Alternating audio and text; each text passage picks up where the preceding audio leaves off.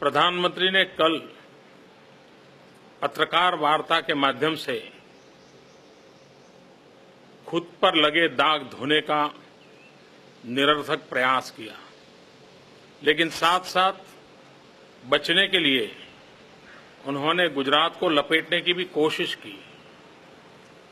कल का प्रधानमंत्री का बयान मुझे लगता है कि शायद 2011 का सबसे बड़ा जोक है, हास्यास्पद बात उन्होंने कही है। जहां तक आर्थिक सुधार का सवाल है, इकोनॉमिक रिफॉर्म का सवाल है, जीएसटी का सवाल है, भारतीय जनता पार्टी का और गुजरात का रवैया प्रारंभ से ही बहुत साफ है। आज से 1 वर्ष पूर्व श्रीमान प्रणब मुखर्जी जी, भारत के वित्त मंत्री, उनके साथ मेरी मीटिंग गुजरात में हुई थी और तब मैंने उनसे कहा था कि जब तक आप आईटी नेटवर्क खड़ा नहीं करते, जीएसटी कभी सफल नहीं हो सकता। और मेरी बात को उन्होंने स्वीकार किया था और मेरी हाजिरी में ही अपने प्रिंसिपल सेक्रेटरी को सूचना दी थी कि एक टास्क फोर्स बनाया जाए और तत्काल आईटी बैकअप की व्यवस्था का प्रबंध किया जाए, तभी जाकर के जीएसटी सफल हो सकता है।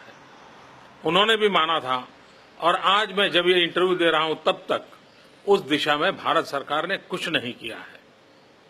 मैं ये भी प्रधानमंत्री को बताना चाहता हूं कि आप जीएसटी को लेकर के भारत सरकार ने जो एम्पावरमेंट कमेटी बनाई है, उस एम्पावर कमेटी, उसके पिछले 2 साल की जो भी मिनट्स हैं वो प्रकट कीजिए, देश की जनता के सामने रखिए। पिछले 2 साल से लगातार हम जो सुधार करने के लिए सुझाव रखते हैं, भारत सरकार कोई सुधार के सुझाव को स्वीकार नहीं करती है। राज्यों के आर्थिक हितों पर कोई खिलवाड़ नहीं होना चाहिए, ये न सिर्फ बीजेपी और भी राज्य बोल रहे हैं, स्वयं प्रधानमंत्री के समर्थन में जो पार्टियां खड़ी हैं वे भी बोल रहे हैं, तमिलनाडु भी बोल रहा है।